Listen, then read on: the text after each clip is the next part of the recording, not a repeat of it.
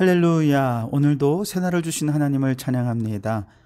오늘도 말씀을 나누는 이 시간 성령님께서 우리와 함께 해주셔서 이 말씀이 이해되고 깨달아지고 믿어지는 역사가 있기를 주님의 이름으로 축원합니다. 오늘은 에스겔 20장 1절로 9절까지 말씀입니다. 하나님의 말씀을 경청하시기 바랍니다. 일곱째 해 다섯째 달 열째 날에 이스라엘 장로 여러 사람이 여호와께 물으려고 와서 내 앞에 앉으니 여호와의 말씀이 내게 임하여 이르시되 인자야 이스라엘 장로들에게 말하여 이르라. 주 여호와께서 이렇게 말씀하셨느니라. 너희가 내게 물으려고 왔느냐? 내가 나의 목숨을 걸고 맹세하거니와 너희가 내게 묻기를 내가 용납하지 아니하리라. 주 여호와의 말씀이니라. 인자야 내가 그들을 심판하려느냐? 내가 그들을 심판하려느냐? 너는 그들에게 그들의 조상들의 가증한 일을 알게 하여 이르라. 주 여호와께서 이같이 말씀하셨느니라. 옛날에 내가 이스라엘을 택하고 야곱 집의 후예를 향하여 내 손을 들어 맹세하고 애굽 땅에서 그들에게 나타나 맹세하여 이르기를 나는 여호와 너희 하나님이라 하였노라.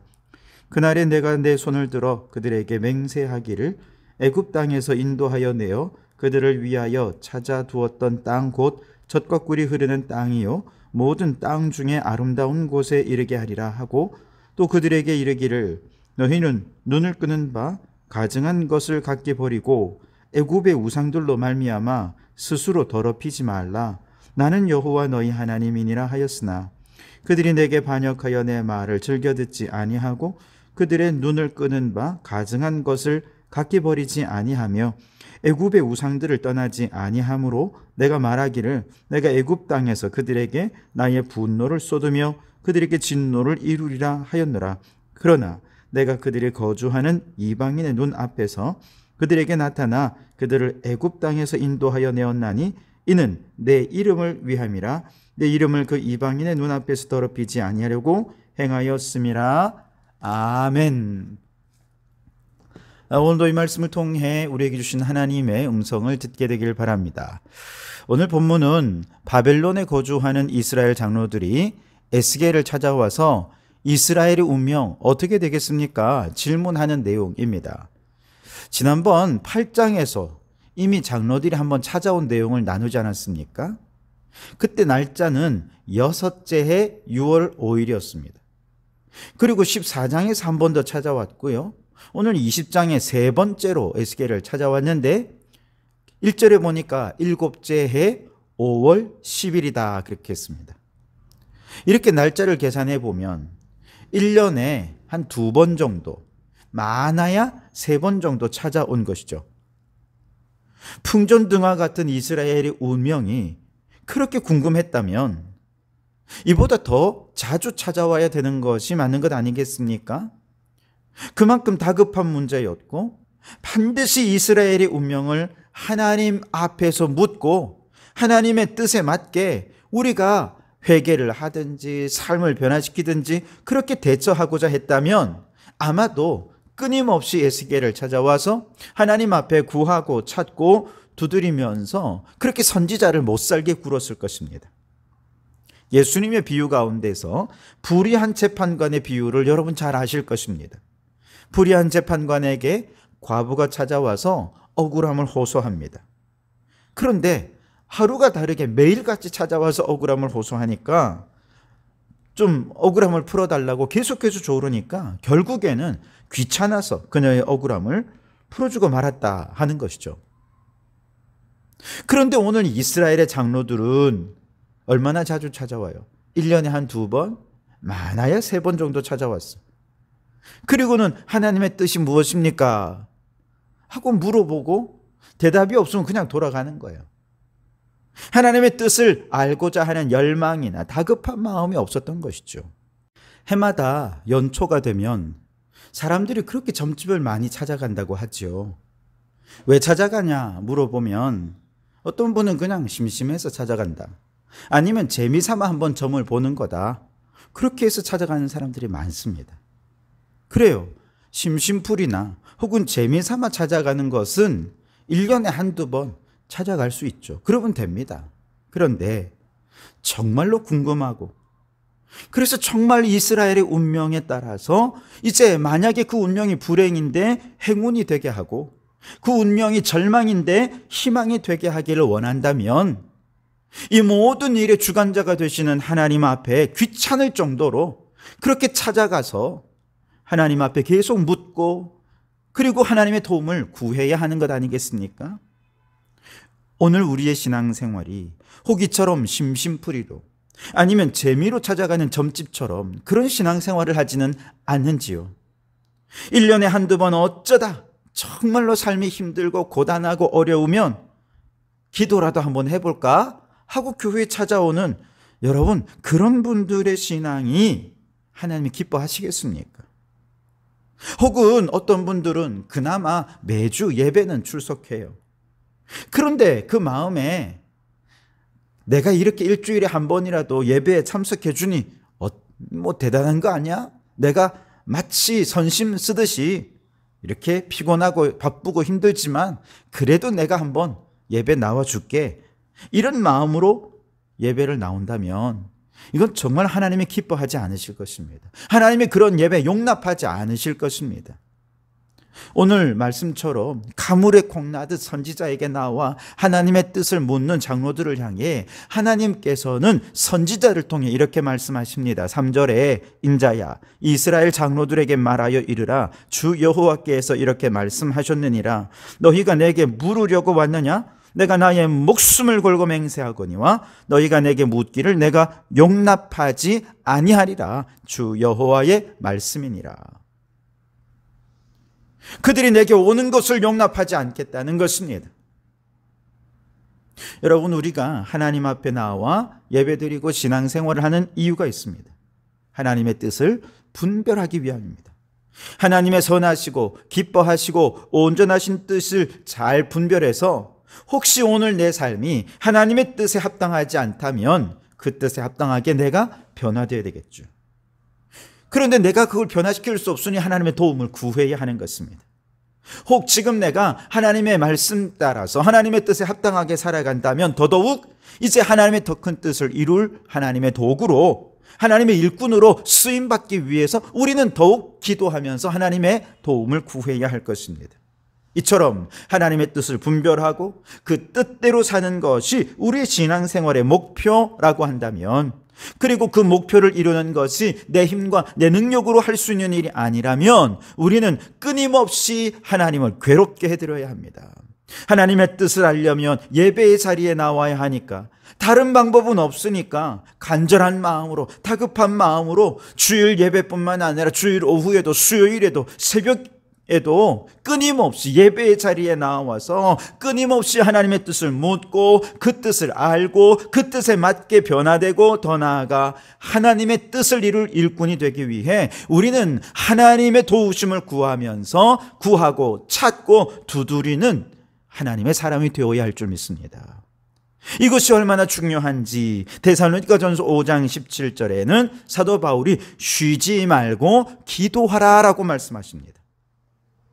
하나님의 뜻을 묻고 그 뜻을 이루기 위해 도움을 구하는 일은 쉬어서는 안 된다는 것이죠.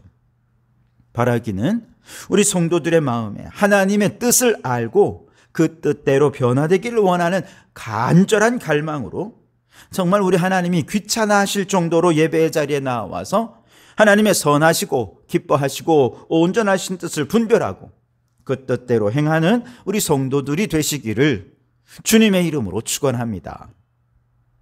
자, 그리고 이제 오늘 5절부터 마지막 절까지는 이스라엘의 오랜 역사 속에서 이 민족이 얼마나 하나님 앞에 반역을 일삼고 우상을 숭배하고 말씀에 불순종했는지를 하나하나 기록해두고 있습니다. 가장 먼저는 그들이 애굽에 있을 때부터 그랬어요.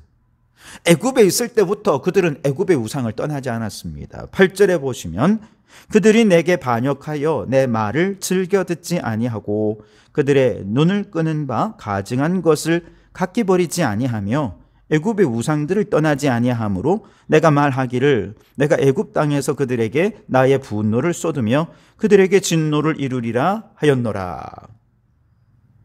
그리고 그 다음에는 이제 출애굽했죠. 출애굽한 이후에 광야 생활할 때에도 그들은 여전히 마음으로 우상을 따르고 말씀대로 행하지 않고 안식일을 더럽혔습니다. 16절에 그들이 마음으로 우상을 따라 나의 규례를 업신여기며 나의 율례를 행하지 아니하며 나의 안식일을 더럽혔습니다.